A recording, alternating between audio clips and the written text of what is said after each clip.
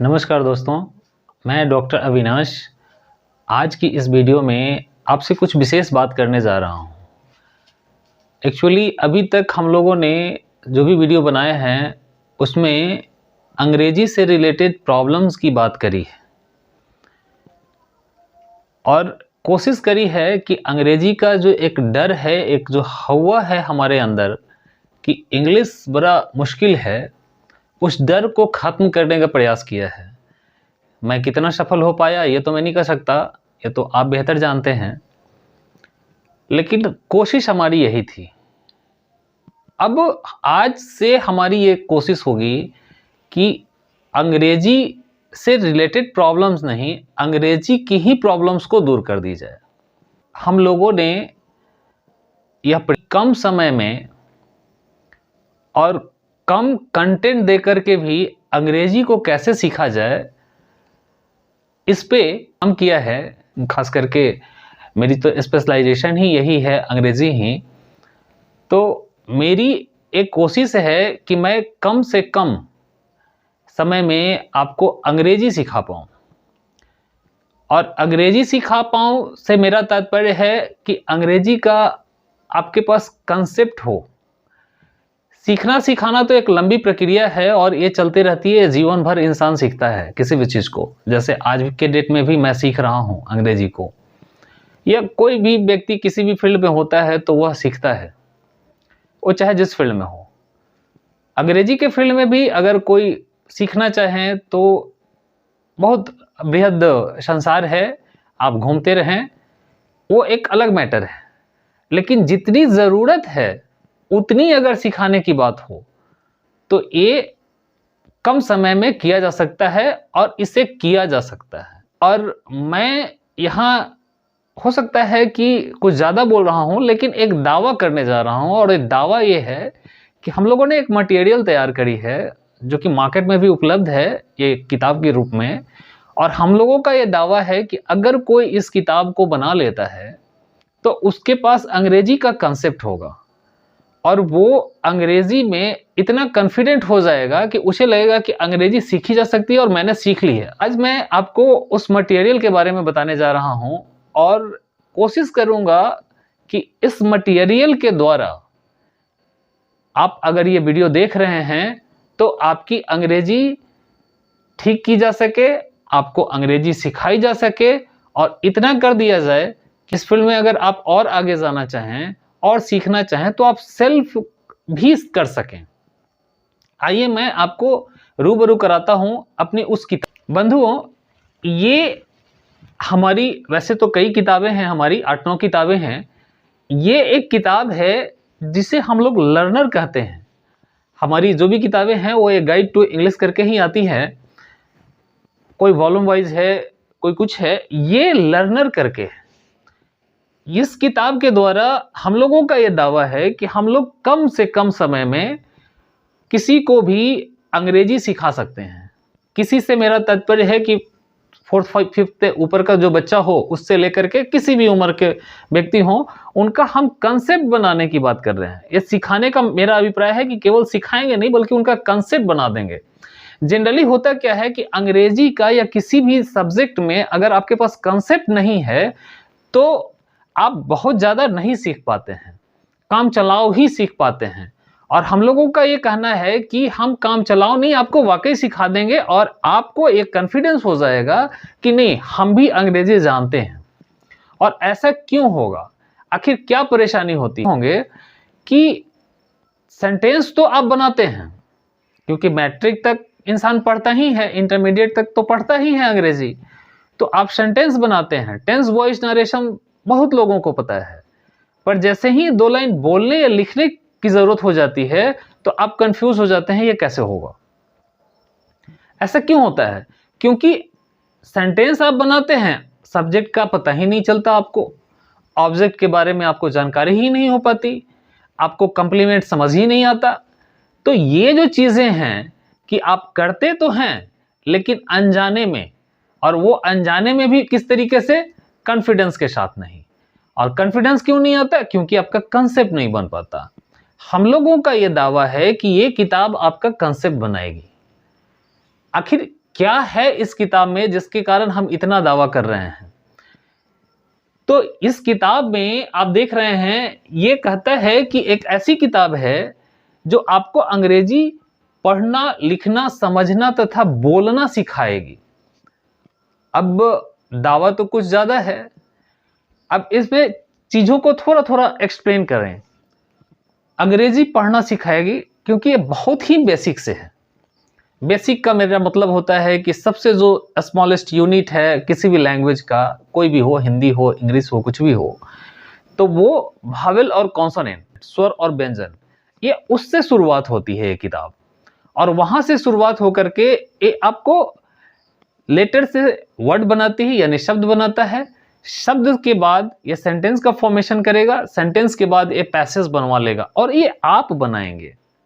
इस किताब का ये सिस्टम है जिसके कारण आप ये चीज सीखेंगे। और ये सीखेंगे कैसे, उसका भी एक तरीका बताया गया है। अब एक किताब कहता है कि एक गाइड टू इंग्लिश है। गाइड का मतलब होता है मार्गदर्शक, तो यह एक मार्गदर्शक है। किस फील्ड में? अंग्रेजी के फील्ड में ये आपका मार्गदर्शन करेगा। इस किताब को इस तरीके से बनाया गया है कि अगर कोई इसे पढ़े तो वो खुद भी इसको बना सकता है, क्योंकि ये खुद एक टीचर है, ये किताब खुद एक टीचर है। फिर भी मैं आपकी मदद कर रहा हूं इस किताब के थ्रू, और इस किताब की सहायता से ही मैं आपकी मदद करने जा रहा हूं।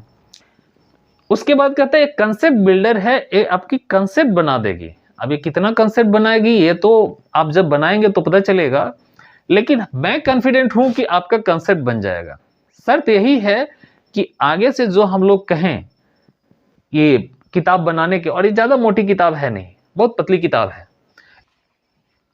इसमें मात्र 112 पेजेस हैं और ये पूरी किताब ही 135 पेज की है।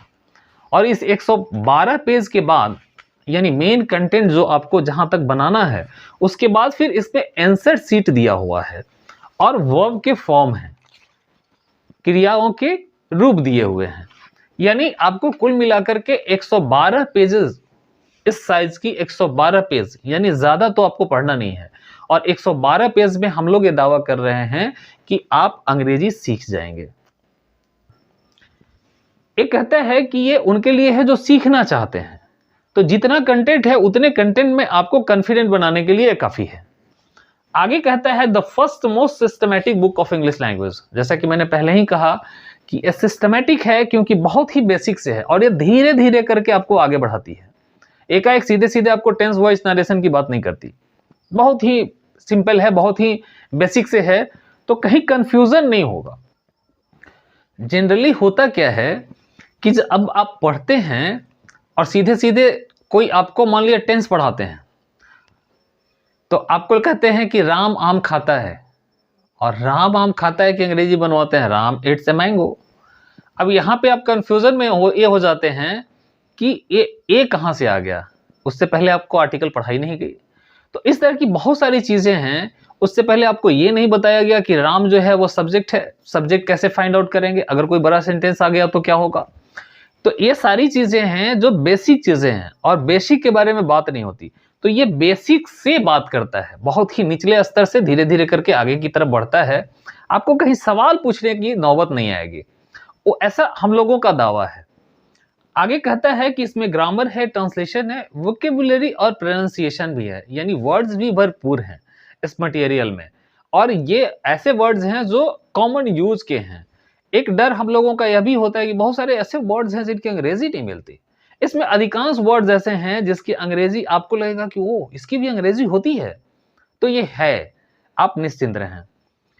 उसके बाद कहता है इसका जो सबसे बड़ा प्लस पॉइंट है वह है learn English through repetitive technique. एक किताब आपको एक ही चीज को बार बार रिपीट करती है। जनरली होता क्या है कि जब कोई भी पढ़ता है, हम हो कोई हो, ह्यूमन टेंडेंसी है भूलना, और इंसान कोई भी हो भूलता है, ना हम अपवाद हैं ना शायद आप अपवाद हो। तो ये जो चीजें हैं, रिपीटेशन के मोड में अगर कोई भी चीज चलती है, यानी बार बार अगर किसी चीज को आप देखें तो आपको याद रहता है। इस किताब को बनाने का जो तरीका है, इसमें रिपीटेटिव मोड लगा हुआ है, यानी चीजें बार बार आपके सामने आएंगी। और अगर कोई चीज बार बार आपके सामने आती है तो आप उसको आराम से समझ सकते हैं, सीख सकते हैं। क्योंकि आपको भी पता है कि रस्सी आवत जात ते सिल पर परत निशान।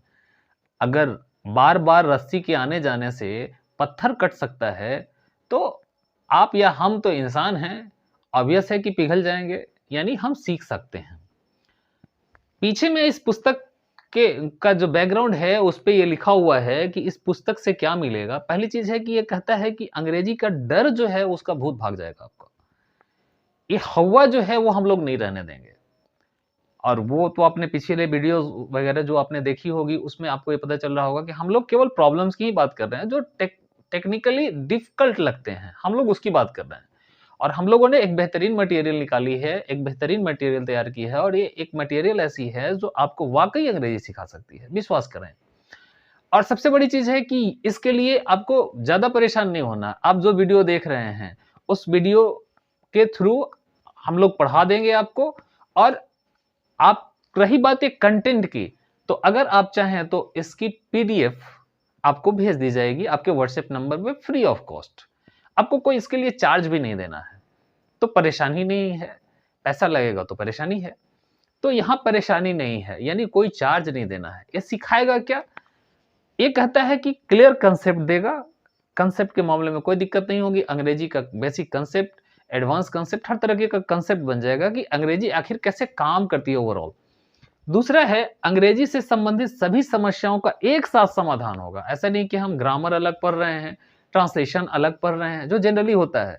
वर्ड के लिए अलग से हाथ पैर मार रहे हैं, ये नहीं। एक ही किताब आपको सब कुछ सिखा देगी। ये पतली सी किताब आपको बहुत कुछ सिखा सकती है, ठीक है? ये गागर में सागर भरा हुआ है, विश्वास रखें। आगे कहता है, अंग्रेजी के सबसे निचले स्तर अर्थात एबीसीडी तथा नाम लिखने से शुरू करके अपनी बात को अंग्रेजी में लिखने तथा थोड़े प्रयास से बोलने तक की ताकत मिल सकती है। बोलने का है तो उसमें थोड़ा हेजिटेशन भी रोल प्ले करता है।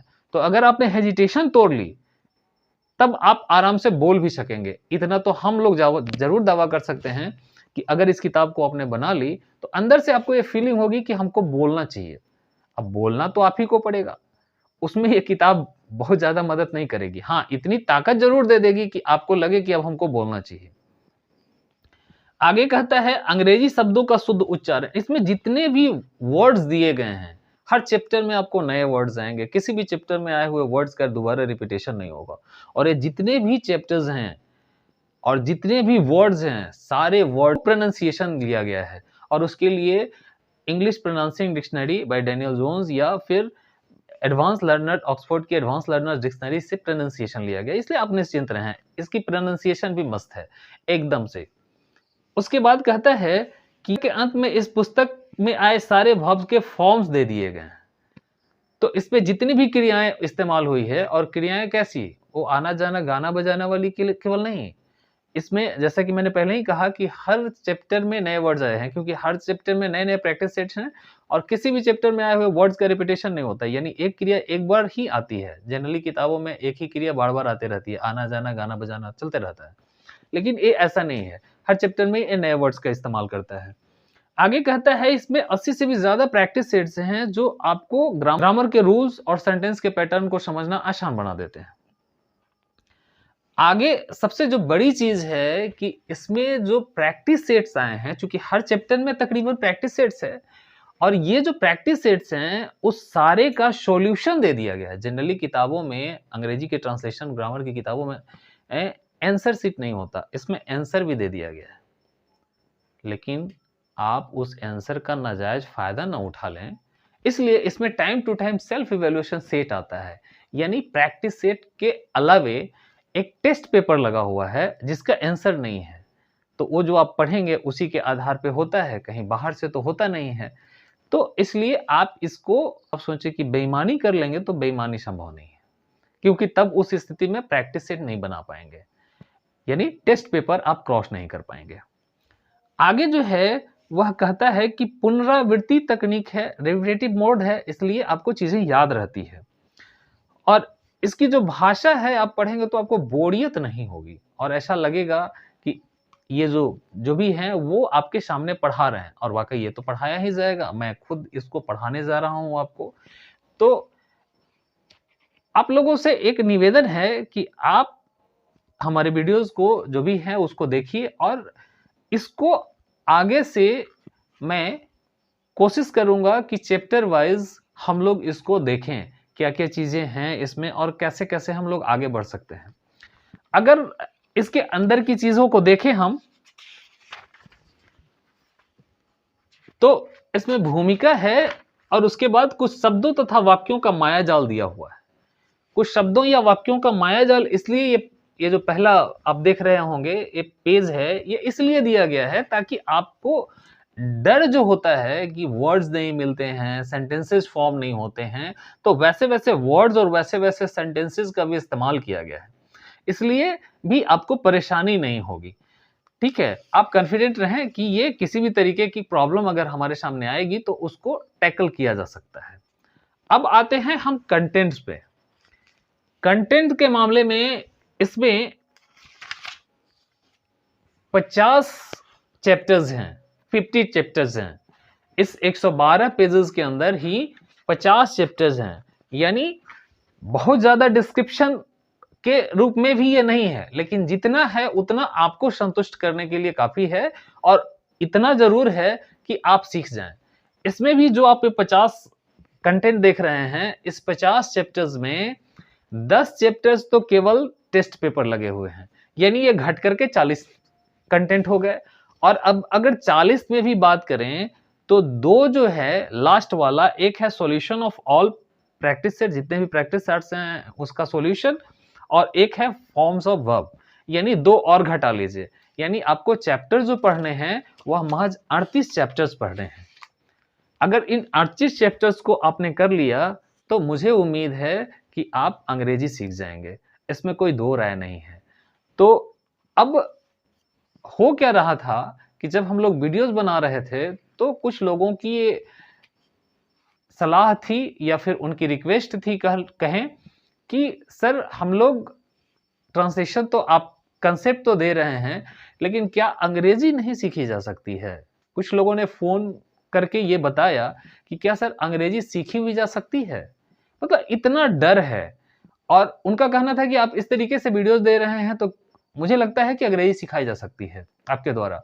तो हाँ, अंग्रेजी सीखी जा सकती है और यह किताब ही उनको सिखा देगी, आपको सिखा देगी अगर आप चाहते हैं तो बंधुओं, हम लोग आज से इस किताब को पढ़ाने जा रहे हैं और कोशिश करेंगे कि आप जो भी चैप्टर्स हैं वो समझ पाएं, और अगर आपको लगता है कि हाँ ये इसकी पीडीएफ की ज़रूरत है आपको, तो आप हम लोगों का जो नंबर है 9835 406436, इस नंबर पे व्हाट्सएप करके कि सर हमें लर्नर की पीडीएफ चाहिए, LEARNER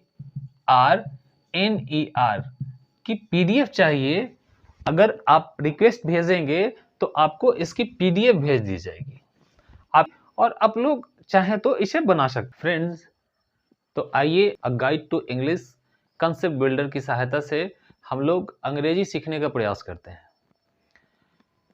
बंधुओं, जब हम अंग्रेजी की बात करते हैं तो पहले अंग्रेजी देखते हैं कि आखिर क्या है। जैसा कि हमारी हिंदी भाषा है, इंग्लिश भी एक भाषा है, मतलब दूसरी भाषाओं की तरह इंग्लिश भी एक भाषा है, और भाषा का काम क्या होता है?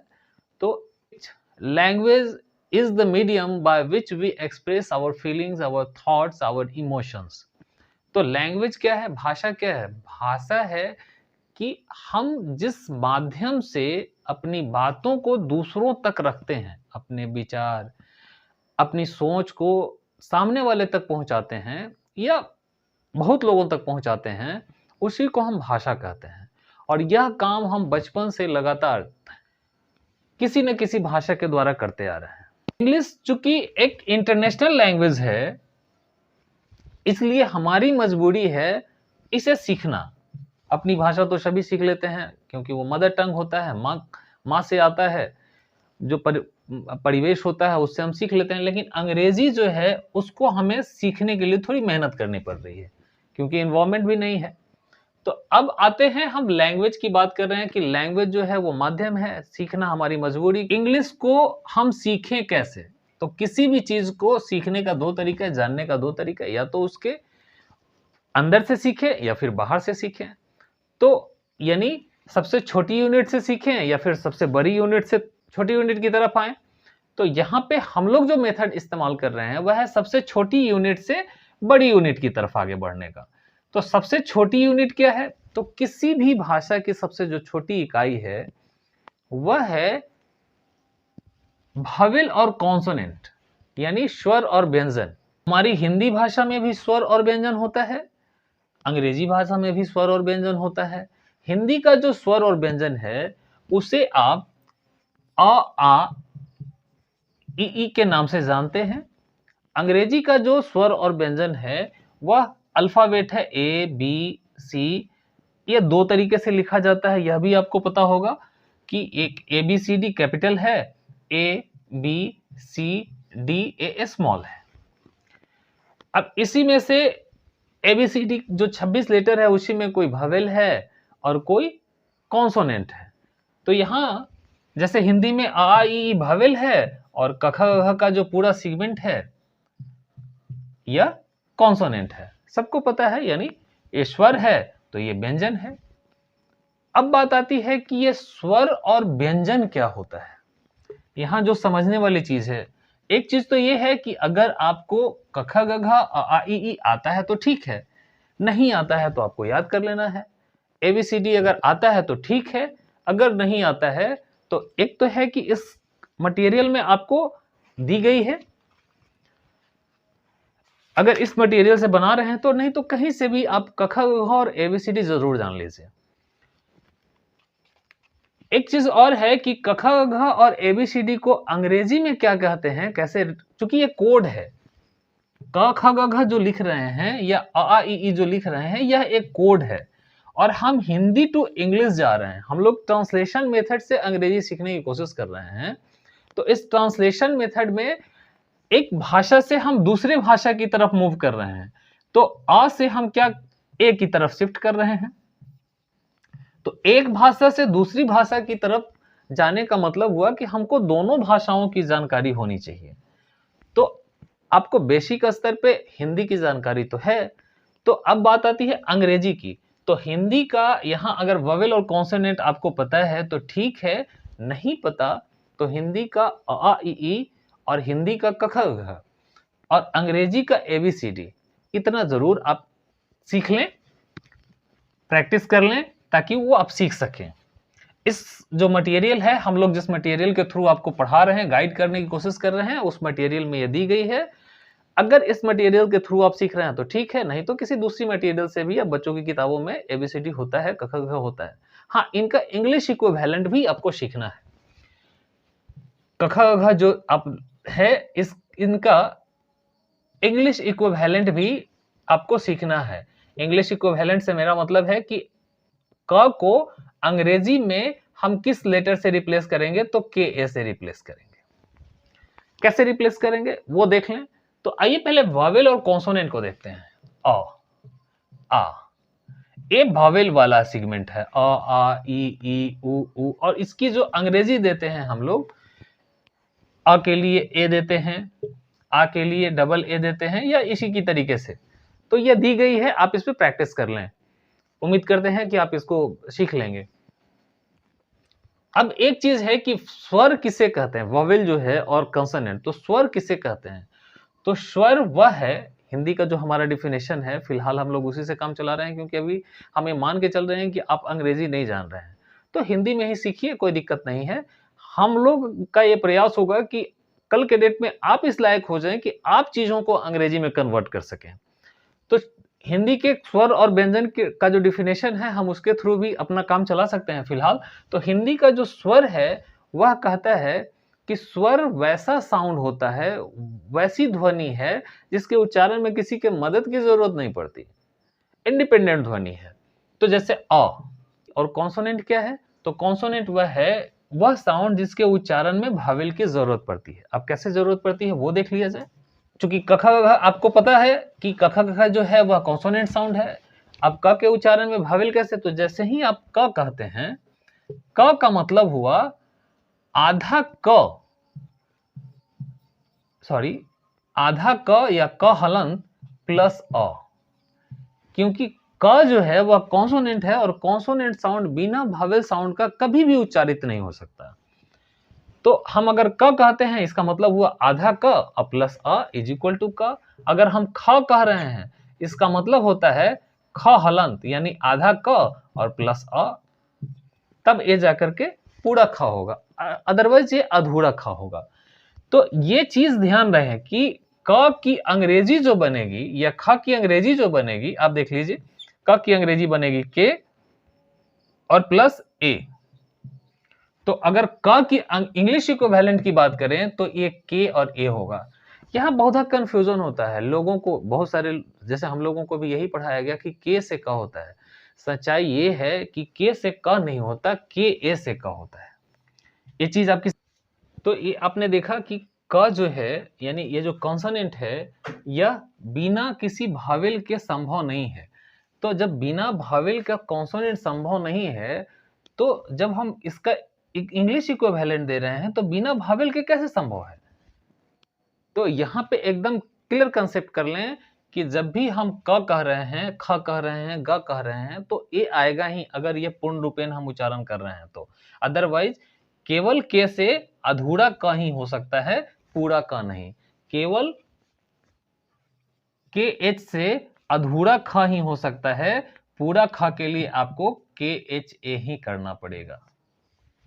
बंधु उम्मीद है कि ये चीज आपकी समझ में आ गई होगी। एक बात और मैं यहां कहूं कि अगर आप कहें कि क नहीं की करना है, अगर आप कहें कि क नहीं की करना है या कुछ भी करना है, कोई भी, एक चीज का ध्यान रखें जब भी कोई कॉन्सोनेंट आएगा, अगर पूर्ण कॉन्सोनेंट है तो उसके साथ एक भावेल जरूर होगा। अब वो भावेल अगर कोई नहीं है तो अ रहता है, अगर कोई नहीं है तो अ रहता है, अदरवाइज कोई ना कोई भावेल रहेगा। जैसे या तो ये क है तो क हलन यानी आधा क प्लस अ है, और सपोज कीजिए म लें, मी लें, मे लें, जैसे मान लिया मे ले, तो ये हो जाएगा म हलन और जोर ए। तो म के लिए एम और ए के लिए ई, तो ये हो गया मे। इसी प्रकार से सारे कॉन्सोनेंट और भावेल का कॉम्बिनेशन आप कर सकते हैं। किसी भी भावेल और कॉन्सोनेंट का कॉम्बिनेशन आप इसी तरीके से कर सकते हैं। उम्मीद है आपको कोई परेशानी नहीं होगी, और अगर परेशानी हो तो कमेंट बॉक्स में हमें कमेंट करें कि हाँ ये परेशानी है। हालांकि इस पे मैं कॉन्फिडेंट हूं कि आपको कोई दिक्कत नहीं होगी। अब इसके बाद का जो चैप्टर है बंधु, ये पहला चैप्टर था हमारा भावेल और कॉन्सोनेंट का। पहला चैप्टर था हमारा भावेल एंड कॉन्सोनेंट का, यानी स्वर और व्यंजन के बारे में बात करी गई थी। उम्मीद है अब आप स्वर और व्यंजन को समझ चुके होंगे। अब दूसरा जो हमारा चैप्टर है वह है how to write name in English. How to write name in English, names in English. ये इस बुक का दूसरा चैप्टर है।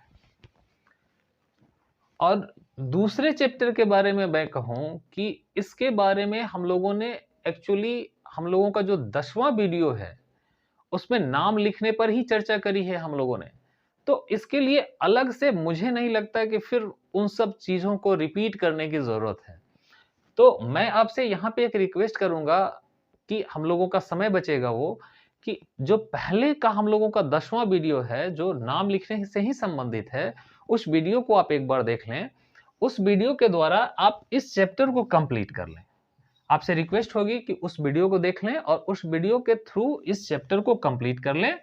तो ये भावेल और how to write name in English, vowel consonant and how to write name in English, वो दोनों का आपको प्रैक्टिस हो जाएगा ये वीडियो नंबर 10 में। और उसको कर करके हम लोग फिर से मिलते हैं और अगला चैप्टर जो कि सेंटेंस है उस पे चर्चा करते हैं। हम लोगों ने अभी तक लेटर देखा, लेटर के रूप में हमारे पास था जो कि इनिशियल ये यूनिट है किसी भी भाषा का जो इनिशियल यूनिट है वह है लेटर, और ये जो लेटर है वह वावेल और कॉन्सोनेंट के रूप में हमें दिखाई दे रहा है। और इसके बारे में ये जो लेटर है, लेटर के बाद हम लोग लेटर का जब कॉम्बिनेशन करते हैं तो वर्ड और उसके बाद सेंटेंस बनता है, जिसके बारे में हम लोग आगे बात करेंगे। फिलहाल हम लोग लेटर की बाद वर्ड का आपको सिखा देंगे। लेटर से हम लोग वर्ड्स आपको सिखा देंगे। ये अगर आप वीडियो नंबर 10 देख लेते हैं तो नाम लिखना अगर आप सीख जाते हैं तो लेटर से वर्ड बनाना आप सीख जाएंगे, और उसके बाद हम लोग सेंटेंस की तरफ मूव करेंगे और different sort of sentences, different sort of letter भी देखेंगे और सेंटेंसेस भी देखेंगे। तो उम्मीद है ये जो हम लोगों का पहला वीडियो है, इस किताब के थ्रू आपको अंग्रेजी सिखाने का, आपको समझ में आया होगा और आप इससे लाभान्वित हुए होंगे। और अगर आपको लगता है कि ये वीडियो इन्फॉर्मेटिव है, तो हम लोग फिर मिलते हैं आपसे अगले वीडियो में। तब तक के लिए धन्यवाद।